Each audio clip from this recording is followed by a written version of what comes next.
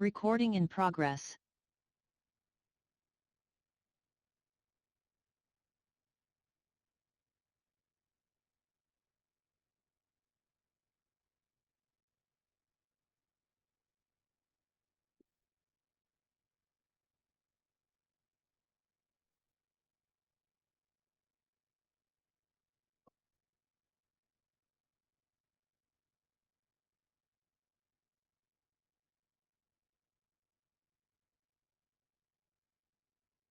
All right. Well, welcome to the virtual Saginaw Art Museum here. My name is Benjamin Champagne. I'm the exhibitions manager, assistant curator at the Saginaw Art Museum. I'm with James Terrell today from DC, the artist that we've been showing for the last, not quite 6 weeks, somewhere around there, and we'll be showing for another 6 weeks or more. And I just wanted to say hello, introduce yourself, James, say hi to everyone in our virtual world.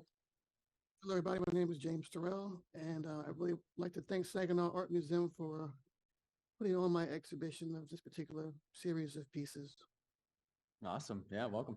Before we get started, I'm going to shout out a couple of our sponsors, people that help make this happen. We have a lot of community help here in Saginaw Art Museum. We'd like to shout out the Hemlock Semiconductor, Morley, Shaheen Development, Ascension St. Mary's, Isabella Bank, the National Endowment for the Arts, which helps us all the time, Michigan Arts and Cultural Council, and Michigan Humanities for making all of this possible, setting us up so that we can have beautiful microphones and wonderful spaces to do this kind of stuff in. So yeah, so James, I got to go and visit you in December to pick up some of the work and see your studio and see a little bit of the process. I found a lot of your work on the internet because you're showing a lot. You're selling a lot of work. Seems like you're pretty busy up and down the East Coast, and so it really got our attention all the way here, and that's why I wanted to bring this show here. But beyond that, I have a lot of my own insights into the work. I just felt really connected to it instantly, which is, I think, the hallmark of great art. But I also think it's the hallmark of a relationship like you and I might have, where when an artist is putting things out and the viewer can make those connections. And so some people can with some artists and some people can't. So I just found myself immediately drawn to the intense colors and lines of your work. And so that's what made me kind of want to research it. I was like, wow, this is just beautiful. And it reminded me of like optical illusions. I remember when I was a kid looking at those like I Spy Magic Eye books, you know, the ones where you'd have to like blur your eyes to see the image. And so for me, and sorry if I'm leading this too much, but for me right now in 2023, I really like art that involves the participant. So when a person is there, I like art. I like when you go to something and you can walk through it. I love installation art. I love when there's something for the viewer to do beyond contemplate, because I think contemplation is certainly something that we're going to do when we're walking into a museum or walking into an art gallery. We have this mode that we put on our brains. We say, okay, I'm going to be ready to put in my poetic thinking, my contemplative thinking. And then when the artist goes that extra step and says, yeah, but I want your involvement. And I think that your work it did that to me. It says, it was asking for my involvement. It was asking me for me to deconstruct those lines. It was asking for me to participate in it along with you. And at least that's how I read it. So it's very, very, very leading here. But I'm wondering if my initial experience of your work is something that you're deliberately trying to do, if it's a happy accident. What are your thoughts on that? Oh yeah, so really, you're right on point. My work is this particular series was inspired by the whole 1960s op art movement. Artists like Victor Vasily and Bridget Riley. Yeah. Really trying to get your eye and your brain working together. One thing I learned when I was in school at Howard doing my undergraduate in fine arts was that how do you compete with the TV? How do you compete with the computer? How do you keep folks involved when they see so many images on their computer or their cell phones coming at you 24/7 so fast? And I was trying to break the mode of the fact that a lot of people, their attention span is so short nowadays because of all that they get and so much. So I was like, how can I produce some work that will make people stop, take a moment, step back, have their brain and have their eyes look at the image, but then their brain try to process what's going on. Because you can't just see it in just one glance. Once you look at it, it takes a moment, and then things start to reveal themselves slowly. And then once you see it, but you don't see it all at one time. Yeah, I totally agree with that. Having the work behind me and I get to interact with it on a daily basis right now, I've found that I've gone through like cycles with it where I look at it and I've got it pretty well figured out, I think, and then I look at it and a new piece kind of reveals itself to me.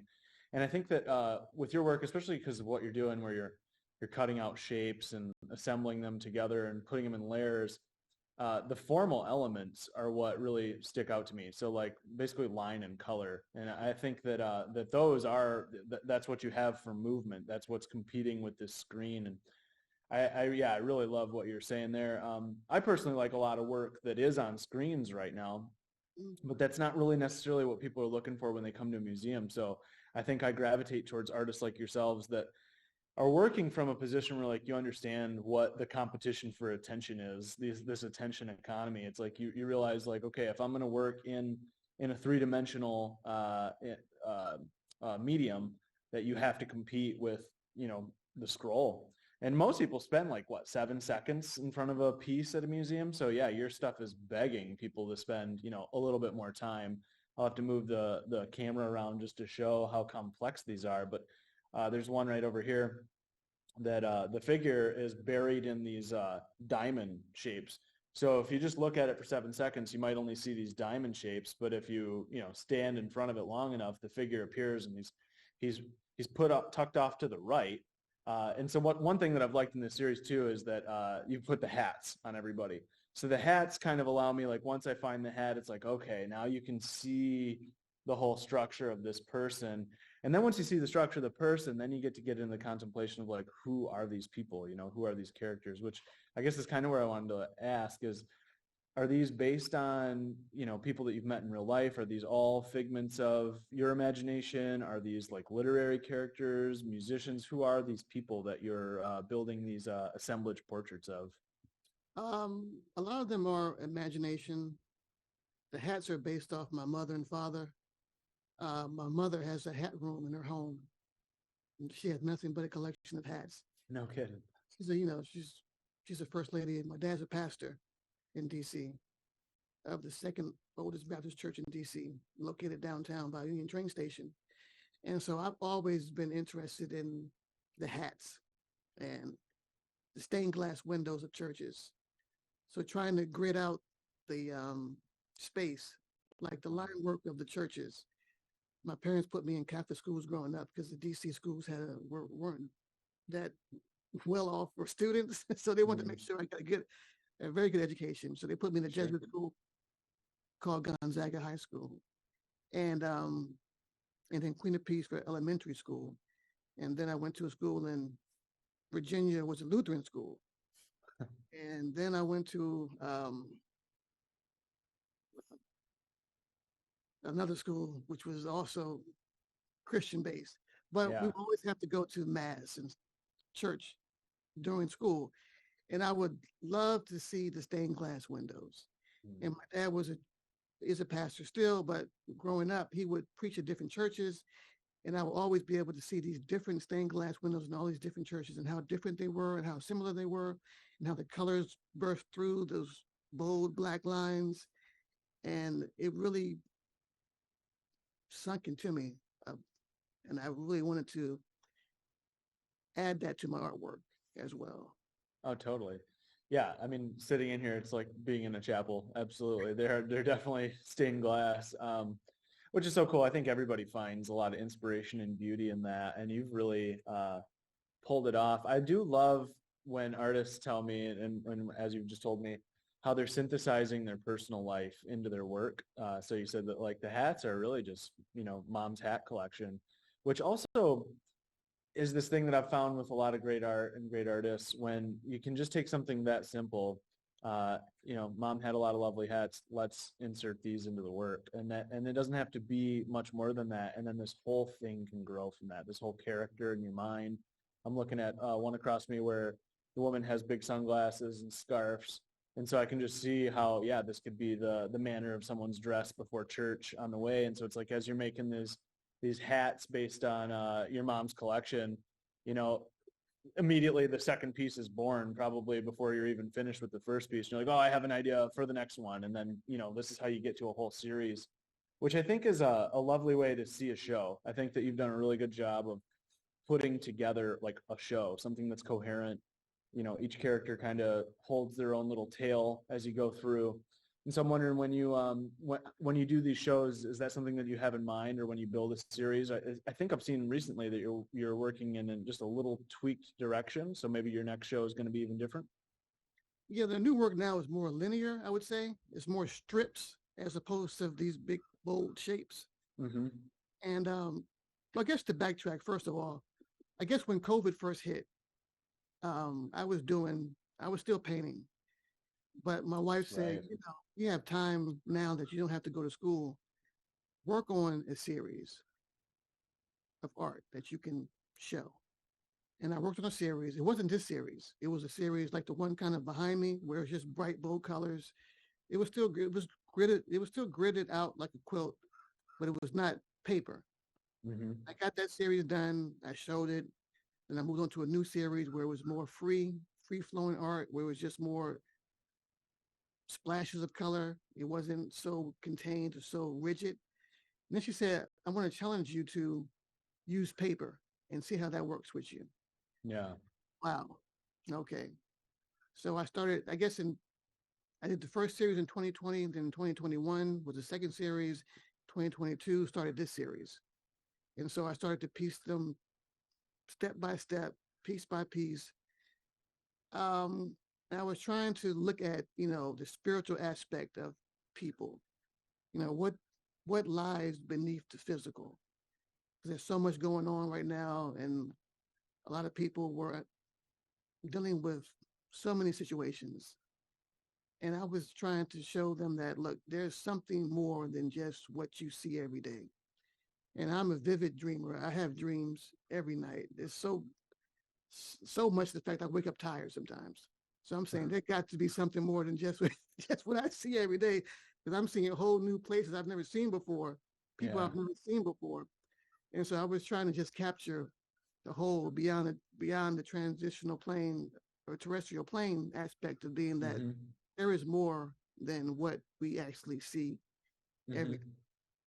Which I think that you accomplished through the optical illusion aspect, the 60s aspect. I think that we see those layers and it's disorienting. And I think that that's actually really accomplishing that. I felt that immediately, even just through the screen. When I was just seeing your work online, I thought, oh, this is certainly like telling of a story deeper than what we're used to in the 3D, which is funny. I was just talking about that today. Yeah, there was, you had mentioned quilts, right? Which was something. Yeah, go ahead. Oh, no, you're good. My father grew up in Ohio. Mm-hmm. Family moved from Alabama, and he tells me stories about how his mother made quilts. Yeah, and that they would bring the kids over to their house. All the women in the neighborhood would come over together. The kids would be under the table as they sat and just quilted. And so during the COVID break, I asked him, where's some of the quilts that, your mother made? And he showed me the quilts that I forgot about from my childhood. And I said, how can I integrate these quilt patterns into this artwork? And I started to go back and research quilts, different quilts and different cultures of quilts, and try to infuse them into that art, into this particular pieces of art. Mm-hmm. Which is great. And that's a long-standing tradition in African-American art and folk art that got carried over into fine art. And so that was something I latched on to in your work right away. Isn't there also like a lineage of folk art quilt artists in the DC area? Is there, like, I want to say, didn't Sam Gilliam make some textile type stuff like that? A lot of textiles, but it was more like colors on big, huge pieces of canvases. Sure. Okay. Okay. Like, they were huge. They'll be draped in museums. He just passed recently. Well, I think last summer, right? Yeah. But I like the work of Faith Ringgold. Okay. She floats in her work. Mm-hmm. The G's Ben Of community course. Yeah. Yeah. was different. Matter of fact, I think I Alabama. saw a piece in DC when I was there in December. I think they had a G's Ben piece up in the National Gallery. Which is But I really was neat. also into the whole color theory aspect of Eitan and Joseph Albers and how Oh they yeah. put their colors together. And I was really into, how can I use these papers, Yeah. not just separate colors, but they're mixtures of colors. How can I still use this aspect and infuse it with all the patterns within the papers?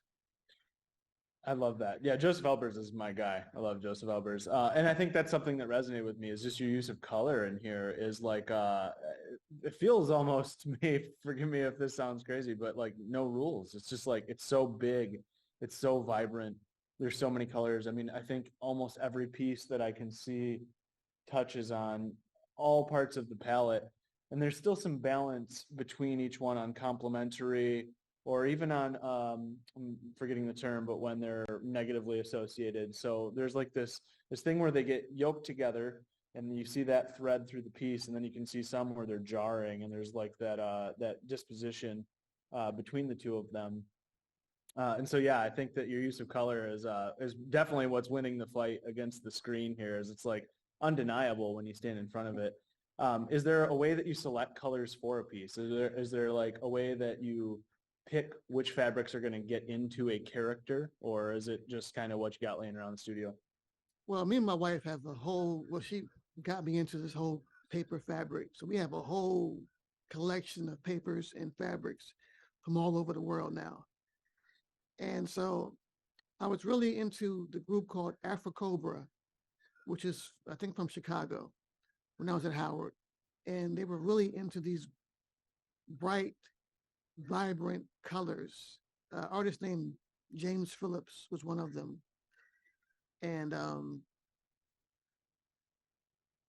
how do you balance out the colors without keeping the eye just stagnant? How do you make Sure. make it move, bounce? Sure. So when I lay it out the image, I'll draw it out first, then I'll grid it, and then I'll start to just randomly pick papers at first and start to place them on certain shapes.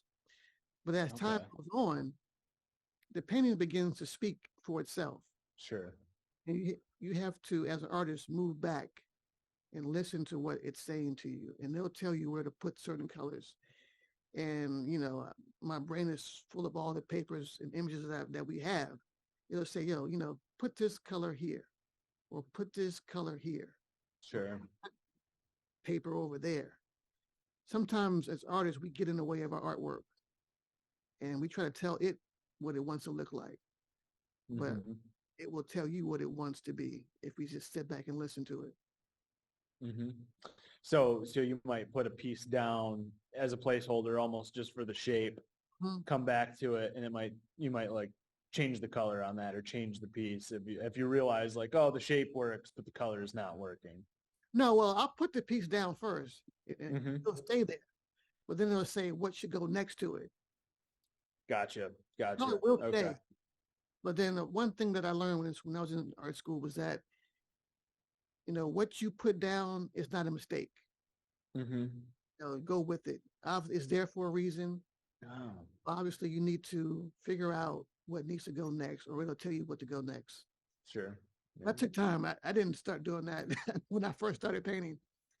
Over time, that just started to build up and begin to work. Yeah. You have to learn to listen to your instinct and listen to your gut. And honestly, I mean, what I've learned from writing or making music is a lot of it comes from failure. You just got to try it.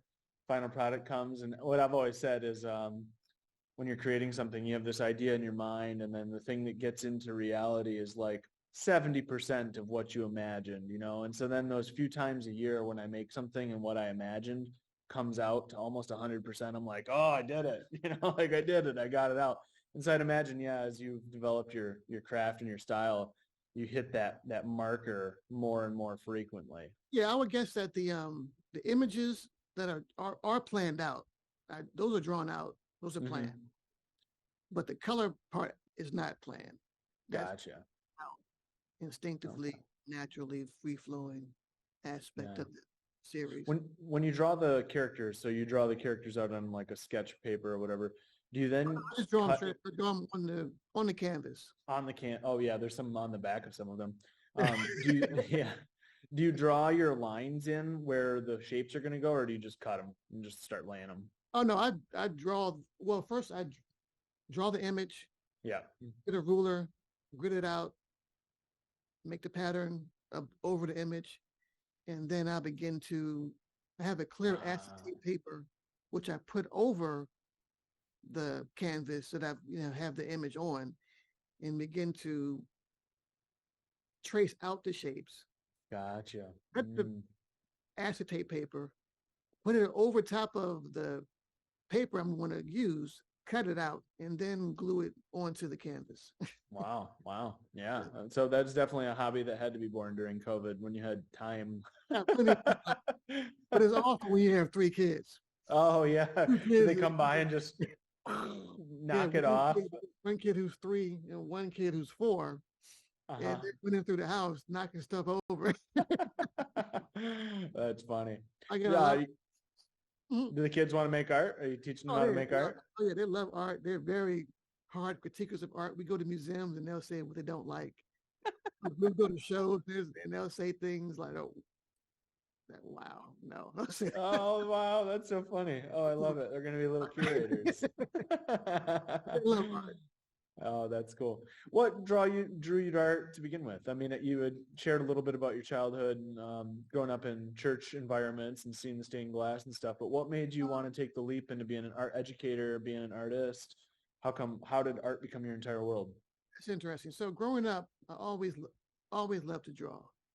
Always drawing comic book characters at first and some Marvel and DC comics and the cartoon characters on television. But then as a young child, I went downstairs in my dad's house, or at our house, and I noticed there was all these buckets of dried up paint. And so I asked them, "Why do you have all this paint dried up in the basement?" And he was like, "Oh, I used to be an artist." And I was like, "Oh, I never knew that." Huh. He said, "Yeah, I was a fine arts major in a school called Central State, Ohio." And he said, "But at that time, I got my degree in art. I tried to pursue it, but in the 1960s, late 50s, you really couldn't get a career in pursuing art, to support, his family." And then he said, also, my father, well, his father, which is my grandfather, he said, well, he was an artist too.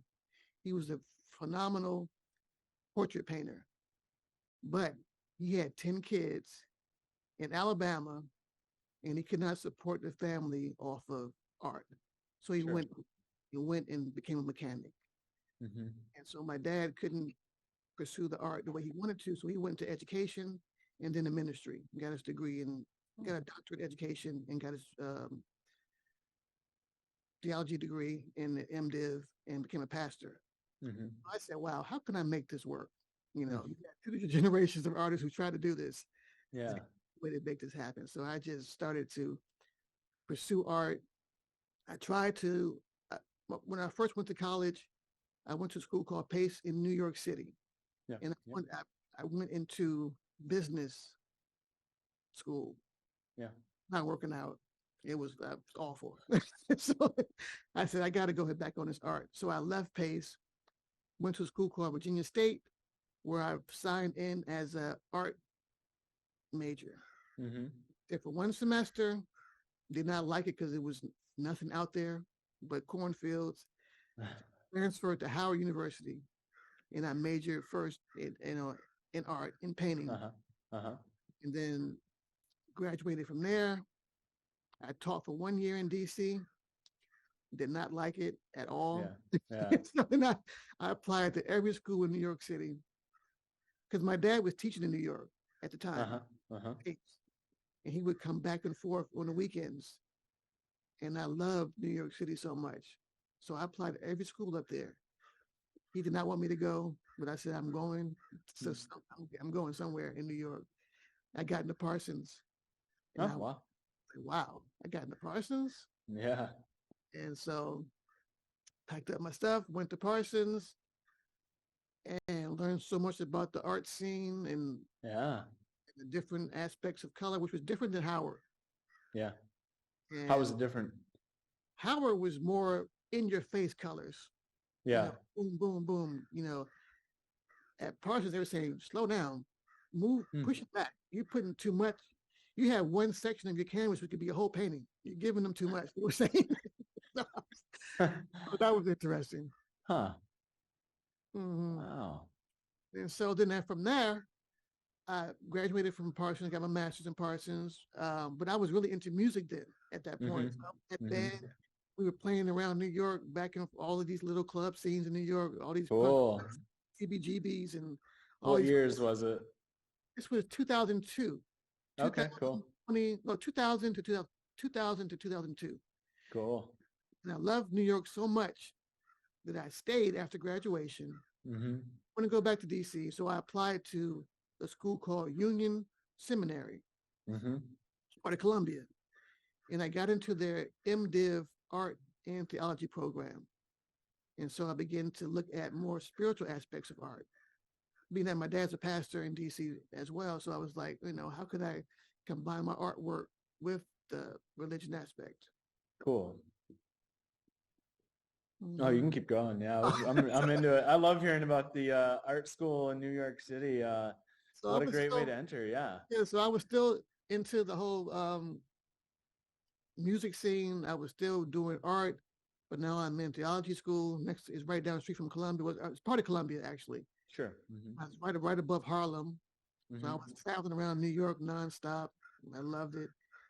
And then something said, it's time to go back home to DC. And so, because I was really out there in the party scene. Sure. To the extreme. I was like, you need to get yourself, get grounded again. And so I came back to DC, and then my dad asked me if I wanted to work at the church, I thought about it for a while, and I kept having these reoccurring dreams of me preaching at the church. And so I was like, wow, this must be a sign. Yeah. So during that sign, so I applied for that. I went into my ordination process, but I was also started teaching again. I needed more money, and I wanted to buy me a house. I got me a job at a place called Corcoran Museum in DC, but I couldn't get the position I wanted. So I started applying to different schools in DC. I got into a good school that where I could make more money. And I began teaching art.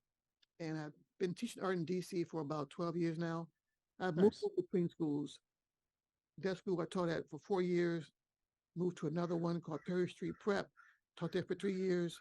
And I taught at Friendship, where I'm at now, for going on 4 years. Wow. When the pandemic hit, they moved me to online teaching. I'm online teaching, and it's opened so many doors because I have so much more time to create. Sure. Yeah. And that's where 12 years too, you're probably getting to the point where some of the students might be entering careers as artists now if they held to the path. Have you had any students that have done gallery shows or anything like that? I've had people hit me up on the internet, Facebook, and say, oh, yeah, you're my art teacher. You really inspired me to do art. I'm doing this. I'm doing this. I'm selling art here. I'm showing here. Yeah. So it's really been an interesting ride. Yeah, I love that. When I came down to visit you, I was really struck by what an art community you're a part of. Your wife making great art herself. Several of your friends there were making, amazing things. And it just seemed like as far as the people that you're hanging out with, you're all pushing each other and showing each other stuff and bouncing influences off one another. And so I think that makes you the perfect person to be in front of, a classroom of people, because I think that it's obvious to me that, yeah, your network is vast, reaching up and down the coast, all the gallery shows you're doing, which I think all that input gets distilled into your work and into, obviously the things that you've said here in the last 30 minutes. It's like there's just a lot of stuff being synthesized and processed, which is great. I feel honored to be able to work with you. And it's really neat because when I see, the way the eye moves in your pieces, is it feels like a lot of the stuff you've just explained, the bouncing from this school to that school and all this. And I can see the trajectory of that in your line work, your line work feeling like this. It's pretty, it's just neat how those things just kind of just get into the artist's work, if I'm allowed to say myself there. I guess one thing that happened during COVID was that I've gotten so comfortable just going to work, check, coming home, that my painting had slowed down. I wasn't much. I wasn't really doing. I would come home, I'd be exhausted. I see my kids for a couple hours, see my wife for a couple hours, go to bed, wake up, do it again every day. But when COVID hit, it's like, wow, it revived the whole aspect of my art and my family. Because, we homeschool our kids. Yeah. And so now I'm seeing them 24/7 as opposed to coming home for 3 hours. It was an adjustment. And then how do you work? Because I would normally work at school on my artwork, in between classes. Now I'm at home every day. I've got canvases on the floor. Kids paint. I got to fix the paintings. They can kick the paint over. Yeah. I love hearing people's stories of using COVID to improve some aspect of their lives. I know it was a devastating time for many, many people, but those people that had the opportunity to change something, I'm one of them. I was able to use the time to improve a lot of aspects of my personal creative life. And I think that little glimpse we got into some freedom from the cogs of the machine turning were really good for artists. I also really, I latched on to when you're saying, I think a lot of artists' trajectory is in their 20s, college years, overindulgence, over partying. And I think that's very normal. I had that. A lot of artists that I know go through that. And I think a lot of the great artists are able to kind of return from that and use that in their art and go forward. And I think it's really, I really honor that too, that you've grounded yourself, came back to DC and said, this is what I got to do, which I can relate to. I think that the spiritual aspect in your work, it's definitely moving. I love artists. We're going to do a show here in a couple weeks where the art isn't really the end goal. It's actually the process of making it by this artist. And I think with yours, how intricate it is process has to be that. And I think that's the spiritual part at times is, somebody sitting down with everything that's gone through them, their community, their art history, their art influences, whatever it is. And you're meticulously plotting out this piece to say, here you go, world. This is what I have for you, and then us, we get to come in and we get to go, I know this. I understand this. I see this and that, this feeling of like the human figure breaking through the noise, the noise that, it's like when I see that, I go, I get it. There's this person that's making itself visible through this like cacophony. And I just really love that. I really love that in your work. And I find that to be a spiritual experience as well. I was really into, when I was doing, in undergrad school, really into the artist Mondrian and his group. Oh, yeah. I was going to mention that. How can I add to this more or make it, something? Now look at this piece called Boogie Woogie that he had about the jazz problem. But it was just pieces of color moving around the scene, the images. It wasn't just a flat colors, shapes. Yeah. Movement. And then I saw on YouTube a musician who tried to play the piece out the way he saw it. I was like, awesome. wow, So I was really into jazz music because my mom has a huge collection of jazz. Yeah. All my friends in New York were jazz majors at New School of Parsons, and so I'll be at jazz places, bars, and scenes all the time. And I Yeah. really love how improvisation of the music, how you flow in between the notes, and how can you make all the notes work. And I was listening to an interview with Coltrane about how can you use so many notes in one song and make it all work? Yeah. I was Yeah. saying, how can you use so many colors in a painting and still make it work? Yeah. Oh, wow. I'm glad you said that. Yeah. Cause these pieces to me they're blues and jazz. Like that's just what they are. I think it's the hats that do it to me because I just associate those hats with those musicians a lot. But then now that you're saying that, it's like, oh, but that's what's going on is jazz is, yeah, handing you all these notes. And that's exactly what's happening here. So yeah, I'm really glad that you kind of finally put that together for me. I thought it was just the hats for me. Um, you make music, don't you? Yeah, I'm a guitar singer, songwriter, but I haven't had a chance to work lately. I've been doing so much art lately. Art has Yeah, picked. Before I would go back and forth. I would do art, then do the music, do some sure. notes. But now the art has superseded the music, so I'm trying Yeah. to get back to it. Yeah. I mean, everything's for a season. I think, that's why creative people usually have a few things they like to do is so that they can switch between one. If one iron cools off, you go grab the other one, I've been in a, I was doing more music before we had the kids, I would say. When the kids yeah. came, that changed the situation because you need more quietness with music than you do with painting, in my opinion. Hmm. I can't sit there and record a song and the kids are screaming in the background. That's true. That's true.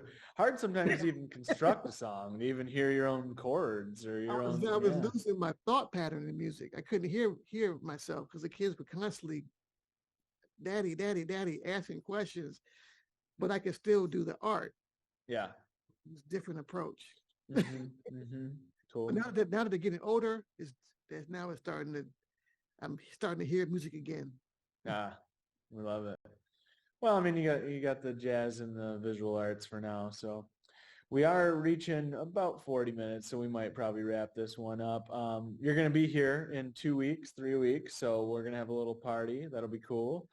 So anybody that didn't tune in will be able to hang out with us in person and shoot the breeze as we have been doing. I honestly, I love talking art, and I love with somebody that's, has the experience that you do, where I just feel like I can riff a little and then you just come back and school me, tell me all sorts of stuff. It's awesome. I love being intellectually stimulated, and I think that's the place that the museum holds in society for people, or an art gallery or a theatrical event. I think that we need that form of connection. That we get it from our human relationships, but I think there's just this other level where when an artist, whether it's a filmmaker, a musician, an artist, creates something for the world for us to chew on. And so I think discovering new stuff and being a part of that conversation as it develops, like, I mean, just everything we talked about, all the, how, for me, yeah, I saw Mondrian in your stuff and Bridget Riley immediately. And I was really pleased to hear you say that was like a pretty direct influence, because that's somebody for me that I love.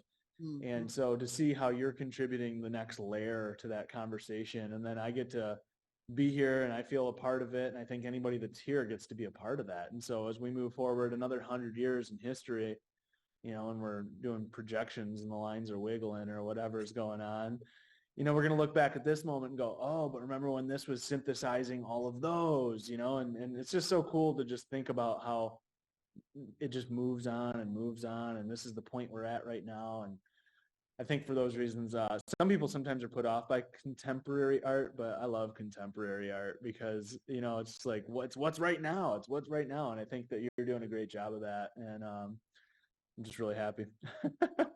One thing in closing is that this whole series was about breaking through the plane. The times have changed so much. A lot of people felt submerged within themselves, within life, didn't know what was going on, didn't see themselves being able to see beyond 2020, 21, whatever. But this is really about re-envisioning yourself, being reborn, and really having the strength to just move on and break out of the whole algorithm situation that's going on. Yeah. Breaking through the algorithm. That's basically what it's doing. Yeah. You got to cut through these equations, man. Very cool. Well, James, this has been really fun. Love hanging out, like talking with you. Thank you. Can't wait to have you here in Saginaw so you can see the show in person. And big thanks to Saginaw Art Museum for helping us to put this together. And I really want to encourage anybody that's out there to make stuff. That'd be the first thing that I'd want to encourage you to do is go look at some art, get inspired, start making stuff. And the way that you get inspired is come to a place like this, meet people like me, meet people like James, figure out what you like. You can be like James' kids and say, I don't like it. That is totally fine. You are allowed to do that. As a matter of fact, it's encouraged. I say it pretty frequently. But then you find the things that you do love and you make a connection with those. And that's, I think, one of the greatest things being human and being alive has to offer. And so I thank you for offering that to us, James. Thank you for making this stuff, taking the time out, taking the time to talk to us, explain it.